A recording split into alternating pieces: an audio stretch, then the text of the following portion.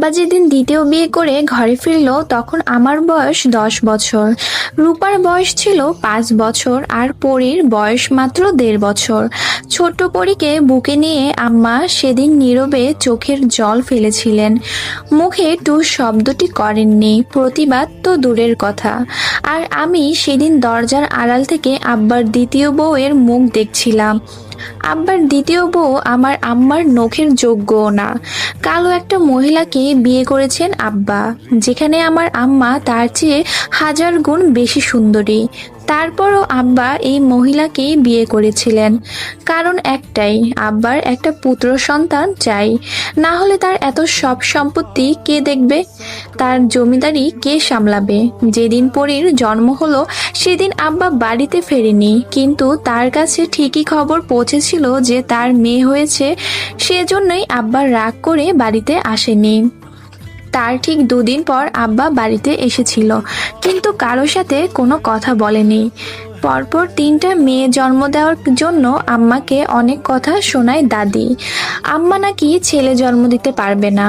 তার সাথে আরো একটি কথা দাদি বলেছিল, তা হলো যেই মাইয়ের রূপ বেশি হয় পোলা পয়দা করতে পারে না কোনোদিন।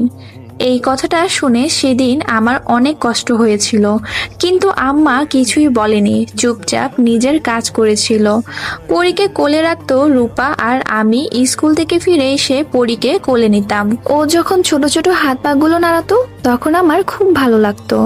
আম্মা বলে আমার আর রূপার থেকেও পরী বেশি সুন্দর। গালে একটু ছোঁয়া পড়তে ওর গাল দুটো লাল হয়ে যেত, মনে হতো রক্ত জমাট বেঁধে গেছে। সেই ভয়ে পরীকে বেশি কোলে নিতাম না, পাছে যদি ব্যথা পায়। কিন্তু রূপা ছোট পরীকে কোলে নেওয়ার জন্য সবসময় আকুপাকু করত। পরীকে কোলে নিয়ে বারান্দায় দাওয়ার বসে বৃষ্টি দেখতো, আর আমি তার পাশে মোড়া পেতে বই নিয়ে বসে থাকতাম। পরীর যখন ছোট ছোট পা ফেলে হাঁটতো তখন দেখতে বেশ লাগতো, ঠিক মোমের পুতুলের মতো। আমাদের দ্বিতীয় আম্মাকে দেখে আমি মুখ ফিরিয়ে নিই, কিন্তু রূপা আর পরী তো বোঝে না, ছোট তো। ওরা দুজনই ওই মহিলার আশেপাশে ঘুরঘুর করত। পরীকে যখন উনি কোলে নিত আমি দৌড়ে গিয়ে ওনার কোল থেকে ছিনিয়ে আনতাম পরীকে। কিছু না বললেও মনে মনে কষ্ট পেতেন উনি, এতে আমি খুব খুশি হতাম। তবে সবচেয়ে বেশি খুশি হয়েছি যখন ওই মহিলারও একটা মেয়ে হয়, কিন্তু দুর্ভাগ্যবশত ওনার মেয়েটা মারা যায়। এরপর আরো একটি মেয়ে জন্ম দেন, কিন্তু সেটাও মারা যায়। তারপর যখন আর পড়তে পারলো না পড়ি, তার আগে ডাক পড়লো আবেরজান বেগমের। সাথে সাথে বিষাদের ছায়া নেমে এলো পরীর মুখে। সবেমাত্র খাতাটা খুলে পড়তে বসেছিল সে, একটু পড়তে না পড়তেই ডাকাডাকি শুরু হয়ে গেছে। চোখ মুখ কুঁচকে সে পড়ার টেবিল থেকে উঠে দাঁড়ালো, শব্দ করে ঠেলে চেয়ারটা কিঞ্চিত দূরে সরিয়ে দিল। সিমেন্টের মলাটে আবৃত খাতাটা বন্ধ করে সযত্নে বইয়ের ভাঁজে রেখে দিয়ে ছুটল দাদির ঘরে। সেখানে যেতেই চোখ গেল পালঙ্কের উপর বসে থাকা আবেরজান বেগমের দিকে। বিছানায় গা এলিয়ে দিয়ে শুয়ে আছেন তিনি। পরী বড় বড় পা ফেলে এগিয়ে গেল, পালঙ্কের হাতল ধরে জোর গলায় বলে উঠল, কি হইছে? আবেরজান ঘাড় ঘুরিয়ে পরীর দিকে তাকালো, তারপর বললেন, মাইয়া মানুষ এত ধূপধাপ শব্দ করে হাঁটোস কেন? আস্তে হাঁটতে পারোস না? দাদের জ্ঞানমূলক কথাবার্তা কোনো কালই পছন্দ নয় পরীর। যখনই সামনে আসবে তখনই একটা না একটা জ্ঞানের সহিত কথা বলবেই। পরী দাদির প্রশ্নের জবাব না দিয়ে বলল, তুমি কি কইবা তাড়াতাড়ি কও, আমার মেলা কাম আছে। আবেরজান হাতের ইশারায় নিজের পানদানি দেখিয়ে বললেন, একখানা পান দে। আগের ন্যায় ধূপধাপ পা ফেলে জলচৌকির দিকে এগিয়ে গেল। হাঁটু গেড়ে বসে পান বানিয়ে এনে দাদির হাতে দিতেই তিনি পানটা মুখে পুরে নিলেন। পরী কৌটা থেকে কিছুটা চুন দাদির তর্জনী আঙ্গুলে মেখে দিয়ে কৌটাটা আগের স্থানে রেখে দিল। বাইরে যাওয়ার জন্য পা বাড়িয়ে আবার ফিরে তাকালো দাদির পানে। সেই লেখাগুলোর কথা মনে পড়ে গেল ওর। পরী এগিয়ে গেল দাদির কাছে, তির্যক দৃষ্টিতে তাকালো। দাদির গায়ের রং বেশ চাপা, কিন্তু অতটা কালো নয়। হাত পা ও মুখের চামড়া ঝুলে গিয়েছে, বয়স হয়েছে তো। পরী হুট করেই বলে উঠল, যেই মাইয়ের রূপ বেশি হয় পোলা পয়দা করতে পারে না, তাই না দাদি? পরীর কথা শুনে চমকে তাকালো আবেরজান। এই কথা পরী শুনলো কোথা থেকে? দাদিকে বলতে না দিয়ে পরী আবার বলল, তোমার তো রূপ নাই, তাই তো দুইটা পোলা পয়দা করছো, কিন্তু একটারও তো মানুষ করতে পারো নাই, দুইটাই অমানুষ পয়দা করছো। বুড়ি কোহানকার, আমার আম্মাজান 3টা সোনা জন্ম দিছে, আর তুমি কি করছো? এক পোলায় 2টা বিয়া করছে, আরেক পোলায় বিয়ার খবরই নাই, পরের মাইয়া দেখে দেখে দিন পার করে। কথাগুলো বলে পরী একদণ্ড দেরি না করে দৌড়ে বাইরে চলে গেল। আবেরজান বেগমকে কিছু বলতেই দিল না। নিজের নাতনির উপর ক্ষুব্ধ হলেন আবেরজান। মেয়েটা বেশ চটপটে আর উড়নচণ্ডী স্বভাবের, মুখের বলিতে সবসময় তেজ মিশ্রিত থাকে, যা উনার আর 2 নাতনিদের মধ্যে কোনো ক্ষণেই দেখেননি।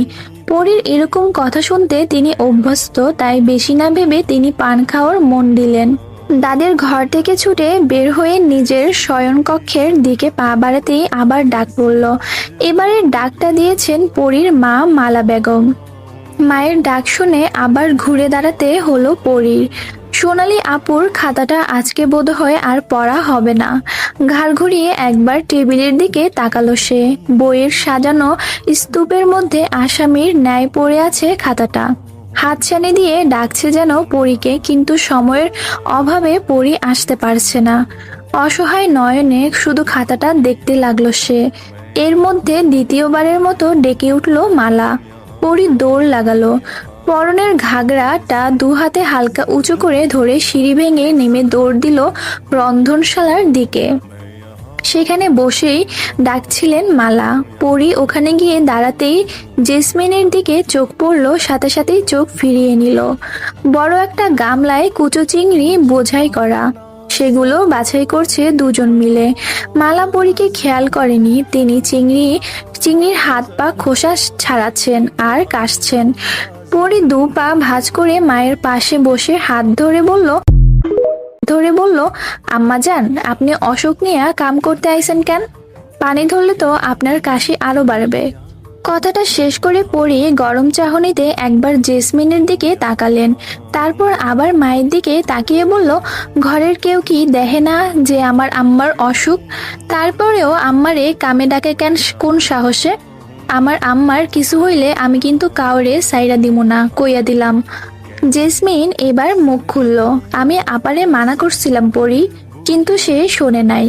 পরী আবারও রাগ মিশ্রিত কণ্ঠে বলে উঠল, হইছে, আপনারে আর অজুহাত দিতে হইব না। যা করার পরবর্তী শব্দ উচ্চারণ করার আগে মালা কষে চর মারেন পরীর গালে। এতে পরীর কোনো ভাবান্তর হলো না। প্রতিদিন 2-4টা চর না খেলে তার পেটের ভাত হজম হয় না, তাও মায়ের হাতের। মুখে আঁচল দিয়ে কাশতে কাশতে মালা বলল, কতবার কইছি মুখে মুখে তর্ক করবি না, তোর ছোট আম্মা হয়। পরী মাথা নিচু করে নিল, তবে রাগ ওর মধ্যে এখনো বিদ্যমান। মাথা নিচু করেই সে বলে, ছোট আম্মা কিন্তু আম্মা না। মালা ফের কিছু বলতে উদ্যত হলে জেসমিন থামিয়ে দিয়ে বলল, থাক আপা, পরীরে কিছু বললেন না, ছোট মানুষ। এরপর পরীর দিকে তাকিয়ে বলল, পরী, তুমি জুনমানের নিয়া শাপলা বিলে যাও, ঘরে একটা মানুষও নাই, তাই তোমারে বলতাছি, কতগুলো শাপলা নিয়া আসো, চিংড়ি দিয়া রান্না হইব, আজকে ঘরে মেহমান আসবে। কপালে দৃঢ় ভাঁজ পড়ল পরীর। অবাক করা কণ্ঠে বলে, এই বন্যার ভিতরে মেহমান আইবে কই থেক্কা? পর মুহূর্তে কিছু ভেবেই পরীর মুখে হাসি ফুটে উঠল। রূপা পাইব? মালা দিলেন এক ধমক, এত কথা কস কেন, তাড়াতাড়ি যা। আর শোন, মুখটা ভালো করে ঢাইকা যাবি, কেউ জানি না দেখে। নৌকার সইয়ের মধ্যে থাইকা বাইর হবি না। জুনমানরে নিয়া এখন যা, তোর বাপে আর তার লোকজন থাকলে তোরে পাঠাইতাম না, এমন সময়টাতে বাড়ি খালি। মৃদু রাগ দেখা গেল মালার মুখে, কিন্তু পরী বেজায় খুশি। আজকে অনেকদিন পর বাইরে বের হবে সে। দৌড়ে নিজের কক্ষে চলে গেল। ওড়না দিয়ে নিজের মুখ ভালো করে বেঁধে নিল, শুধু চোখ দুটো খোলা রাখলো। দাদির ঘরে পেরিয়ে আসার সময় উকি দিল পরী। আবেরজান আয়েশ করে বসে বসে সুপারি কাটছেন। পরী হাঁক ছাড়লো, ও বুড়ি। সুপারি কাটা রেখে পরীর দিকে তাকালেন তিনি। পরীকে এই সাজে দেখে তিনি বুঝে ফেললেন যে আজকে পরী ঘরের বাইরে বের হবে। তিনি জিজ্ঞেস করলেন, কই যাস? পরী ভেংচি কেটে বলল, তা দিয়ে তোমার কাম কি? আমি এখন যাই, আসমান থেকে যদি তোমার স্বামী ডাক দেয় তাইলে ভুলেও যাইও না, কিন্তু দেশ বন্যার পানিতে ভাইসা গেছে, তোমারে কবর দেওয়ার জায়গা পামু কই?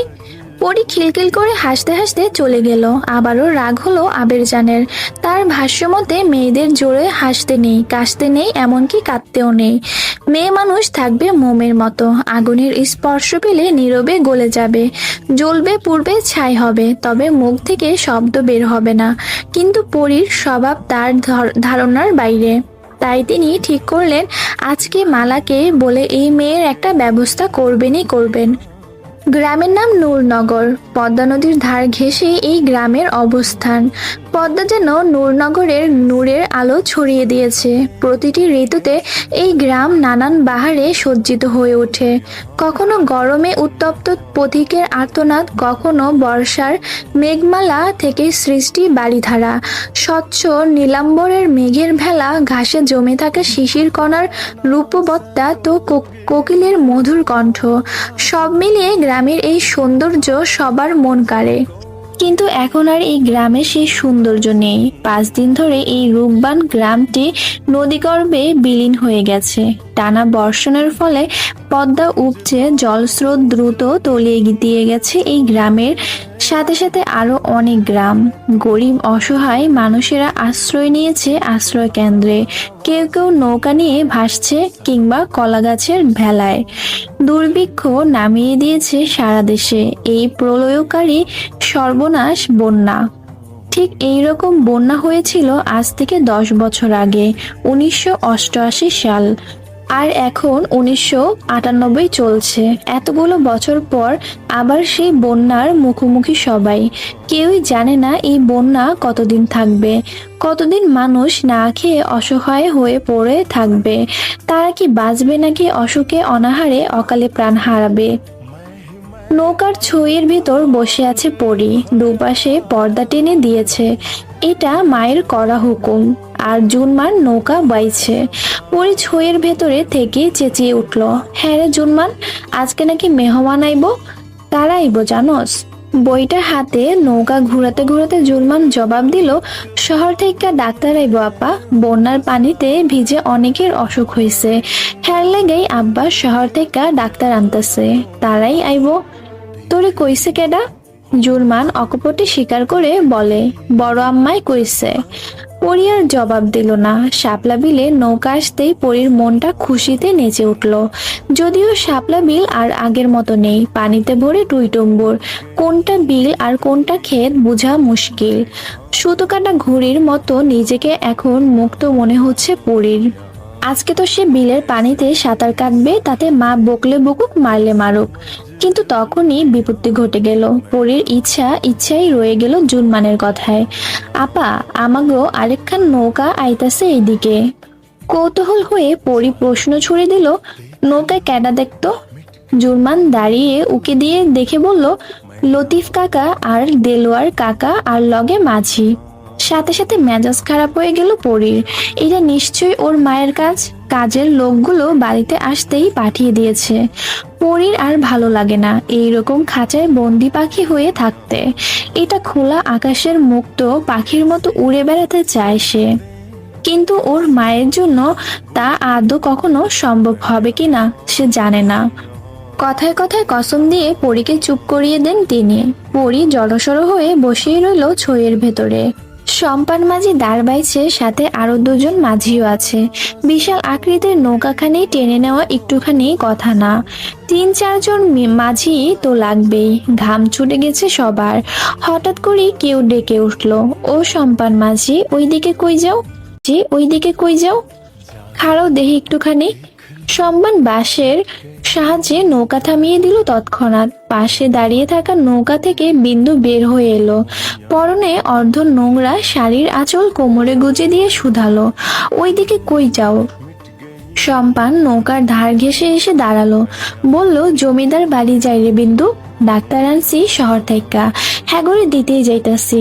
বিন্দু উকি দিল নৌকার ছইয়ের ভেতর, তারপর বলল, ওই দিক দিয়া যাইও না মাঝি, সকালে দিয়া আমারে খবর দিল পরিবানো আজ শাপলা বিলে আইছে, ওর লগে 2 খাটাইশো আইছে, গেলে ভালা হইব না।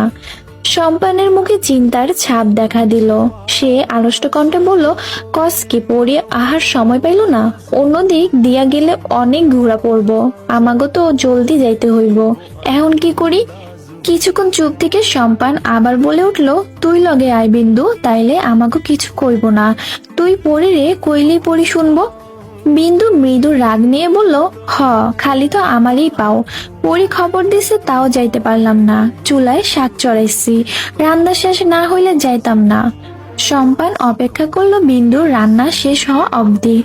অজ্ঞাত তো যেতেই হলো বিন্দুকে। এবার বোধহয় পরি তাকে বিলেন পানিতে চুবাবে। বিন্দু নৌকায় বসতেই মাঝিরা নৌকা ছাড়লো।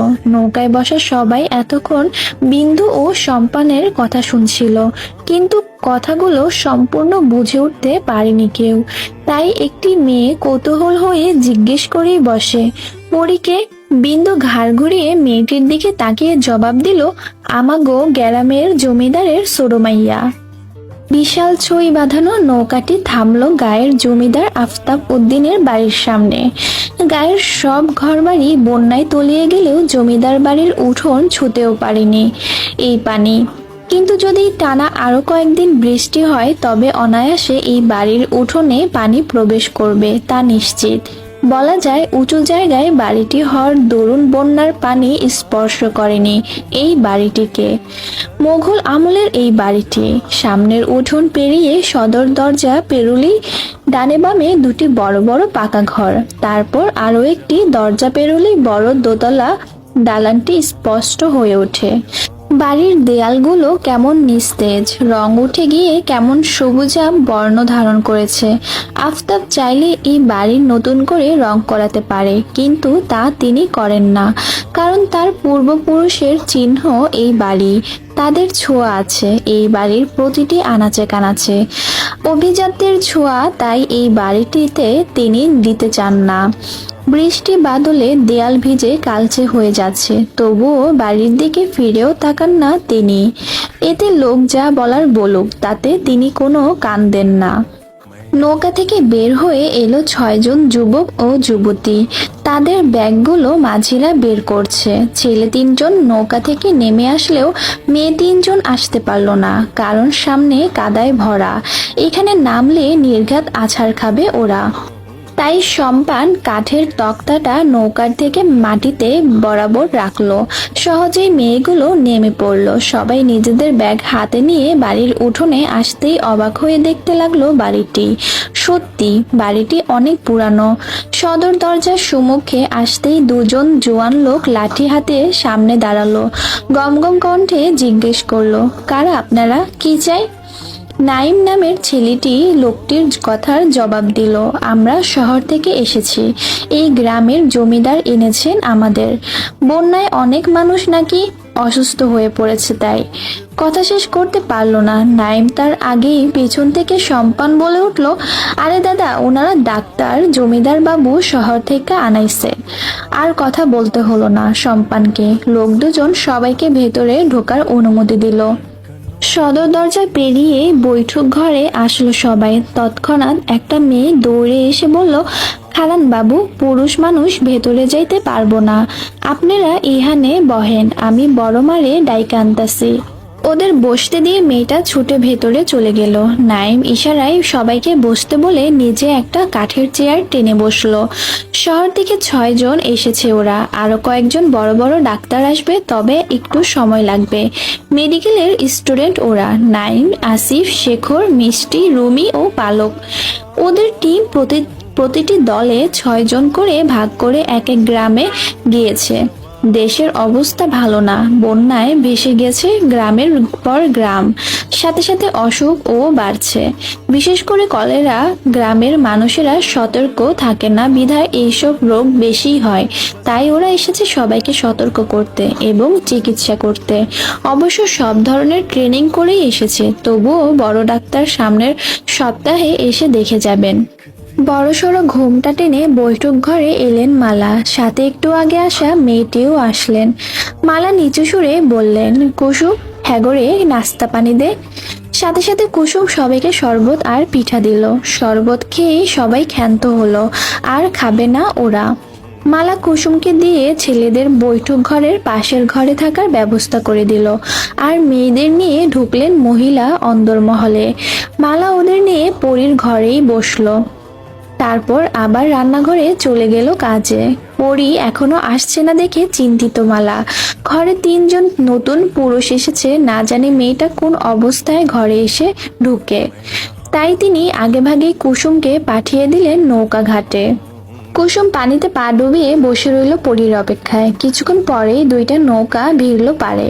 জুরমান হাতে এক মুঠো শাপলা নিয়ে লাফ দিয়ে নেমে পড়ল। লতিফ আর দেলোয়ার বাকি শাপলা নিয়ে ভেতরে ঢুকে গেল। সবশেষে বের হলো পরী। ওর হাতে একগুচ্ছ শাপলা। শাপলা দিয়ে একটা মালা বানিয়ে গলায় জড়িয়েছে সে। কুসুম দৌড়ে গিয়ে পরীর সামনে দাঁড়িয়ে বলল, পরী আপা, তাড়াতাড়ি ঘরে চলেন। বড় মা কইছে আপনারে ঘরে যাইতে, আর বাইর হওয়া যাইব না। ঘরে 3জন নতুন পুরুষ আইছে, আহেন আমার লগে। পরী নিজের ঘাগরা উঁচু করে ঝাড়ছিল।